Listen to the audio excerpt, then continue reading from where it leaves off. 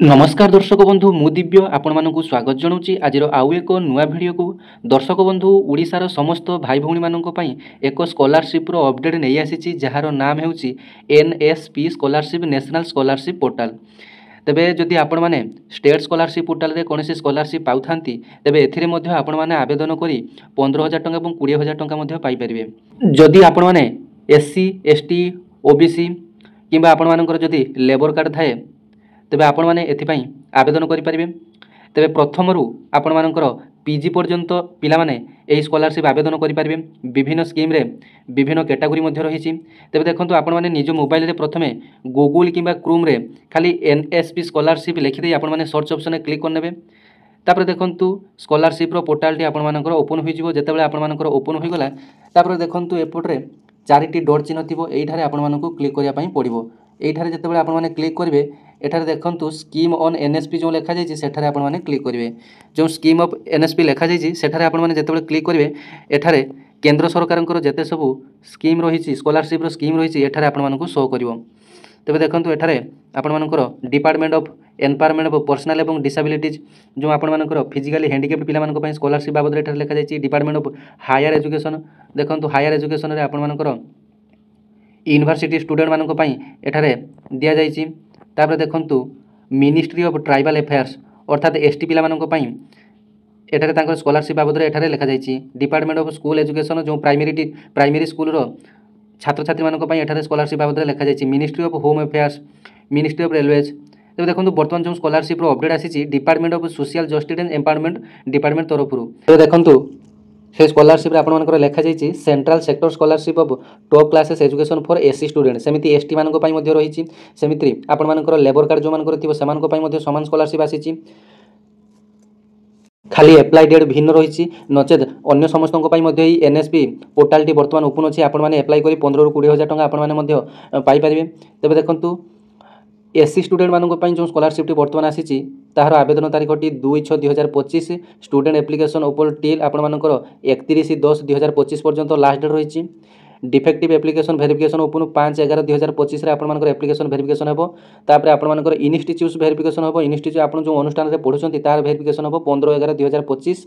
तापर आपण मानकर डीएनओ एसएनओ एमएनओ वेरिफिकेशन आपण मानकर 30/11/2025 सुधा आपण मानकर कंप्लीट होई जिवो। तापर आसंतु जानिबा department of social justice and empowerment backward caste जो ओबीसी भाई माने ओबीसी मानक पई मध्ये एठारे रहिछि 2/6 रु आरंभ हेउछि।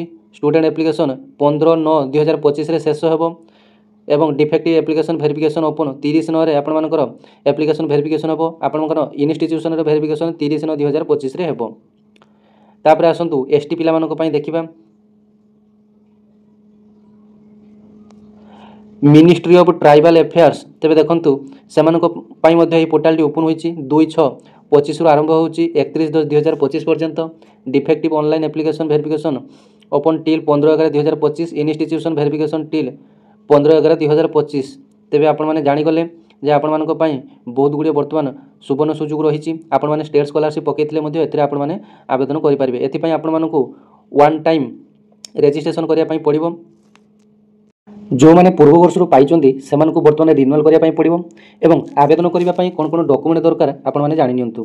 देखंतु जो माने कि एससी किबा एसटी वर्गर सेमानकर प्रथमे निजर जातिगत प्रमाणपत्र सर्टिफिकेट आवश्यक निजर इनकम सर्टिफिकेट आवश्यक। तेबे इनकम टी आपण मानकर 2.5 लाख टंका रो अधिक होई नथिबो। तापर आपण मानकर scanned copy of A bank passbook आपण मानकर बैंक पासबुक रो एक नकल कॉपी आवश्यक। आपण मानकर पूर्व वर्षर मार्कशीट आवश्यक। आपण माने जदि पोस्ट मैट्रिक रे आवेदन करूचंती जदि आपण माने वर्तमान +2 फर्स्ट ईयर रे पढुचंती आपण मानकर 10 क्लास रो मार्कशीट दवा पई पड़िबो। जदि आपण माने +3 फर्स्ट ईयर रे करूचंती तेबे आपण मानकर +2 फाइनल ईयर रो बा +2 रो मार्कशीट आपण मानकु दवा पई पड़िबो। मार्कशीट एवं ओरिजिनल सर्टिफिकेट मध्ये आपण मानकु दवा पई पड़िबो एवं आपण मानकर रेसिडेंट सर्टिफिकेट जदि थाए आपण माने मध्ये दे। तेबे ही नेशनल स्कॉलरशिप आवेदन करिया पूर्व आपण मानकर आधार सहित मोबाइल नंबर टी संयुक्त थिबा आवश्यक। कारण एथिरे आपण मानकर वन टाइम वेरिफिकेशन अछि एवं आपण मानकर फेस ऑथेंटिकेशन मध्ये अछि। आपण माने निज मोबाइल रे मध्ये आवेदन करि परिबे नचेत आपण माने निजर जनसेवा केंद्र पाखर जो जनसेवा केंद्र अछि सेठार मध्ये जाई आवेदन करि परिबे। तेबे देखंतु वर्तमान एससी एसटी ओबीसी डिसाबिलिटी पिलामानक पई वर्तमान आवेदन चली आपने ये आवेदन करनी आपने केंद्र सरकार तरफ जो सब स्कॉलरशिप सहायता मिलूँ आपण मैंने पाइपर। तेज देखो आपने एनएसपी स्कॉलरशिप साइट को आसी आपने विभिन्न स्कीम ये आपने चूज करेंगे और आपने जानीपारे जे आपण कौन कौन सब स्कॉलरशिप आसूँ पूर्व वर्षर जब स्कॉलरशिप आपने पाई ना ट्रैक योर पेमेंट आपने जाई आपने चेक करेंगे जे आपर टंका कौन आसला ना कि अटकी जाए होल्ड हो जाए आपने चेक करेंगे। तो जब निज मोबाइल में आपने आवेदन करने चाहते तेज apply for one time registration आपको क्लिक करने पड़ो और यहाँ कर सारापर आपण दुईटी जिनिस मोबाइल में आपको डाउनलोड करने पड़ो गोटे है देखो प्रथमे आधार फेस आरडी यही एप्लिकेशन टी आपण मानक डाउनलोड करने पड़ो एवं अन्यटी हूँ एनएसपी रो ऑफिशियल एनएसपी ओटीआर तेज देखो एनएसपी ओटीआर रो यही एप्लिकेशन टी को डाउनलोड करने पड़ो तेज यही दुईटा डाउनलोड कले आपने निज मोबाइल में आवेदन करेंगे।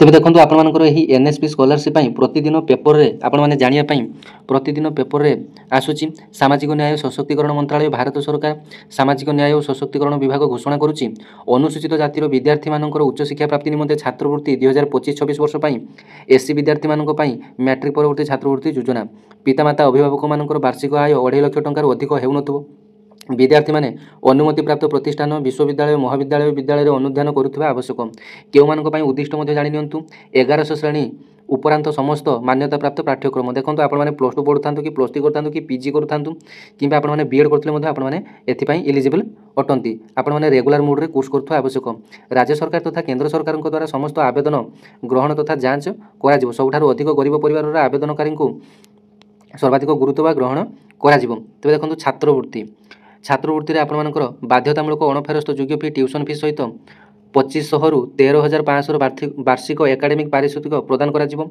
दिव्यांग मानक पई विशेष करी जो माने कि दिव्यांग कैटेगोरी रही विद्यार्थी मानक पई 10% अतिरिक्त पारितोषिक तेज देखो आपण मानकर जिते भी आपण माने नॉर्मल पिला स्कॉलरशिप पाइबे ताठारु 10% बा 10% अधिक स्कॉलरशिप दिव्यांग जो फिजिकल हैंडिकैप्ड रही से पाइबे। विद्यार्थी निश्चिंत रूपे वैध मोबाइल नंबर आधार सीडेड बैंक अकाउंट आय प्रमाणपत्र पूर्व वर्षर मार्कसीट जाति प्रमाणपत्र थी आवश्यक तेज आपको डॉक्यूमेंट रे कहीदेली यही सब डॉक्यूमेंट आपंकर आवश्यक तेज योजनार नियमावली और विस्तृत योग्यता मानदंड आपर निम्नलिखित प्रदत्त लिंक रे आपर जो एनएसपी पोर्टाल आपने जी एनएसपी पोर्टाल रे आपर सेटारे भेरियस स्कीम रही से स्कीम उपर क्लिक कले आपर विभिन्न प्रकार वर्गर स्कॉलरशिप आसो एसटी मानक पई अलग ओबीसी मानक पई अलग आपण मानकर एसटी मानक पई अलग फिजिकली हैंडिकैप्ड मानक पई अलग लेबर कार्ड पई मध्ये अलग रही तेज बर्तमान सब कैटेगोरी रे बर्तमान एप्लाई चली आपण माने एप्लाई करिनेबे डॉक्यूमेंट कोन कहिदेली एलिजिबिलिटी क्राइटेरिया मध्ये आपण माने जानि गले तेबे आ देरी न करी आपण माने आवेदन करनेबे